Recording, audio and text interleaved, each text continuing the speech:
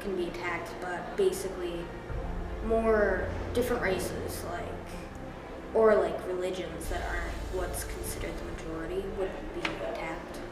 Right now, those being attacked, I'd say Muslims and the LGBT community right now. There's a lot of pressure right now upon them with things like ISIS, and that being covered so much in the media and hearing all through politicians, and nothing is really being shown that represents the normal Islamic person living in America.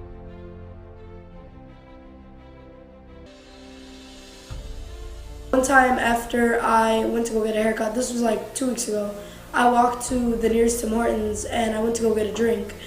And while I was walking out, this lady looked at me and she was like, "Are you gonna bomb something or something?" And I just gave her a weird look and walked away. And this wasn't so much, it didn't hurt me per se, I felt bad for her because maybe she had some kind of altercation with a Muslim, or I really don't know, but I felt bad for her because that seems like it was like a deep-rooted problem that she had. I was walking one time and I was wearing my Muslim clothing, and some guy was like, "So where's your camel?" I looked at him and I was like, "What does that have to do with anything?" He was like, "Oh, I don't know, you're wearing that thing, so I think you have a camel or something." I was like, "No, but that's the image that the media is spreading to them, It's not all about that."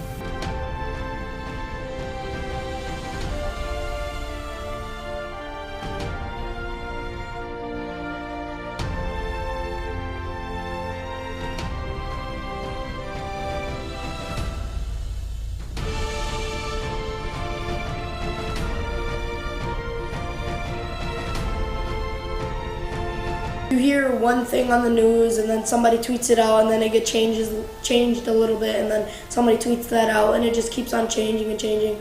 Like, I don't know how many times I'd go on social media and I'd see somebody saying, "Oh, Muslim, you go bomb something," or something. Like, it's weird. Social media is definitely a tool to help spread this mean idea of Islam.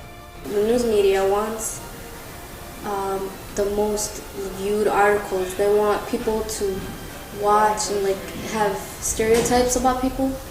Usually it's like Muslims, they're always associated with terrorism, but if a white guy does the same act, it would not be considered as terrorism, which is weird. It shouldn't be like that. And on the media and everything, it portrays it as the exact opposite of what the message that we're trying to spread and show. So it really does hurt. I feel like social media has an effect on everything in the world.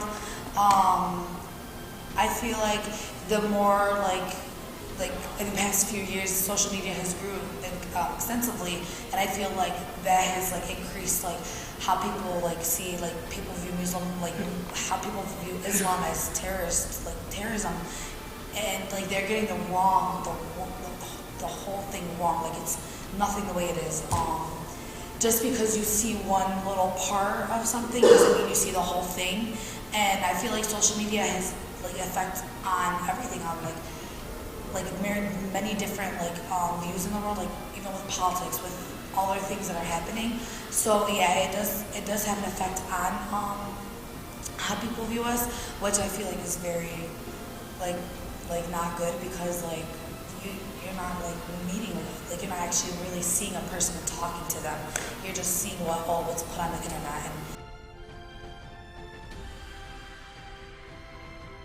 Not everyone is a terrorist. Just because of one person or just a small group of people do something, you can't generalize the whole nation for what the small group did. I had judgments about Muslims when I first saw them, until I actually started going to global concepts and started getting to know people, and then I realized oh, they're not as bad as everybody say they are. They do everything like we do. They get on Facebook, Instagram, eat food. They're not aliens. They're regular people. They just have a different religion, different beliefs. My best friend's Muslim. All he does is play Call of Duty, and that's it. There's normal people. They live their lives normally like everybody else.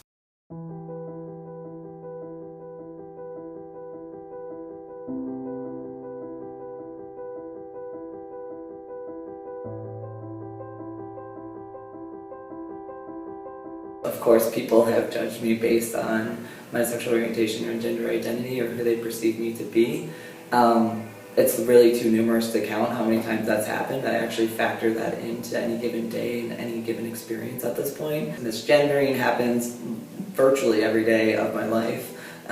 So that question to me is, it's just a given that someone who identifies as part of the LGBTQ community is going to have that happen to them. Latinos, you see them as people who are part of gangs, who steal, who do drugs. In the media, basically movies, TV shows, and social media, they portray them in that way. Latinos at a way that they're not. Well, at first when I came to America, my first school, it wasn't good for me because they were making fun of me because I didn't know English. I didn't fit in good because I wasn't exactly like them, and that's something that it hurts people. When I was in middle school, we were in class, we were just having a conversation, me and my classmates, my teacher. And then my teacher mentioned that Felicia's smart, but even though she lives in a poor neighborhood. At the time I laughed it off, but in hindsight I should have been like, no, you shouldn't say stuff like that because you're a teacher, you're adult, and you're supposed to promote the good things, not promote the stereotype, because you know me, you see me, you know me for a couple of years, and you know me as a bright individual without my background.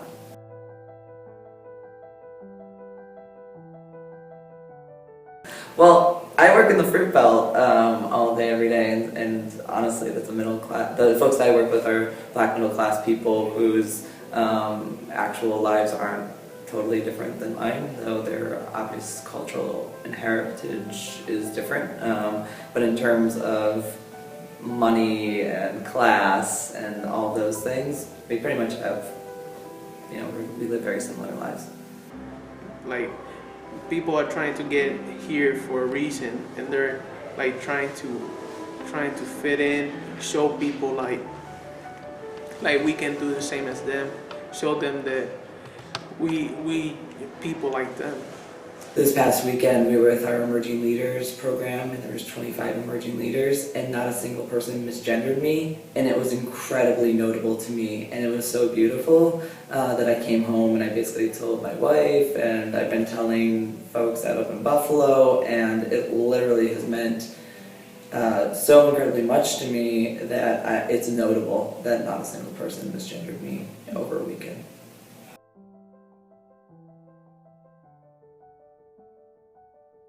A lot of protests and violence and war. It's only going to get worse if it doesn't stop now or sometime in the future.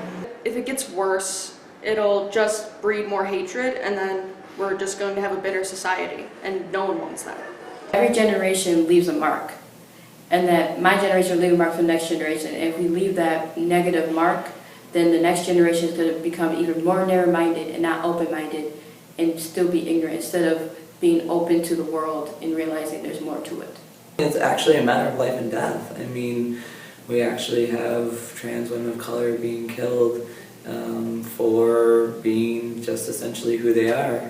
And yeah, I mean, I hate to be a downer, but that's actually the reality of it, is that we have people in the LGBTQ community who are being brutalized, beaten, just more than discriminated against, and actually killed in the streets for being who they are. And so my generation actually won't exist if we don't change these stereotypes, prejudices, discrimination, and rules and laws that govern us in our bodies. Well, it can create a civil war because our people are trying to fight for their rights, because even though we different nations, we trying to make a change. We trying to look exactly the same. All the people are the same.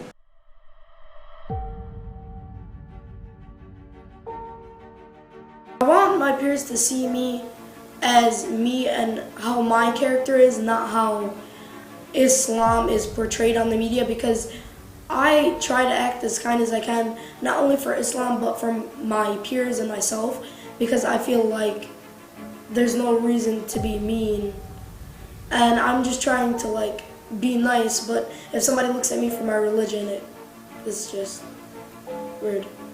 I want my peers to see me as the kind of person I really am and not as a Muslim. I want them to see me as I'm a nice girl. I'm very intelligent.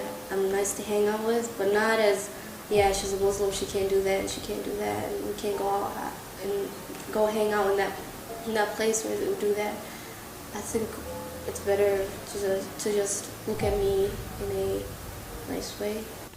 I'd want them to see me as just an ordinary person, humble, just a Muslim, that I represent myself for who I am and what I am, and what my religion asks me for. I want them to see me as like a good person in the world, a person that's trying to make change and not like somebody that's like not doing nothing. I identify as a trans man at this point. That's been a long journey, of course. I didn't come out until after college, and when I came out, I identified at that point as a lesbian, and then through a journey became identifying as genderqueer, and eventually as a trans person. The most positive thing about identifying with the queer community, there's so much. I feel like I wouldn't nearly understand trials and tribulations and challenges and intentionality and mindfulness if I didn't have to define myself for myself. I want society to see me as independent, caring, stubborn, honest, and smart. And I want society to see my culture as beautiful and really cool to learn about, interesting, and really creative. I don't really care how society sees me. I like to be different, and I'm not what you would consider normal, I guess, but I'm perfectly fine with it. I want them to see us as equals, as the same as them. We're no different. The only thing is we just have darker skin. Well, I want society to see me as a normal person, like everybody else, because all the immigrants, everybody has like Muslims, maybe Africans, like they trying to fit in. They trying to show people that we can do the same. We can work. We can speak English. We can do everything such as them, because the Bible, like God made us exactly the same. And the Bible said that God made us exactly the same. So we the same people. We can be brothers and sisters, even though we came from another nation, or maybe we're different colors, but we still the same.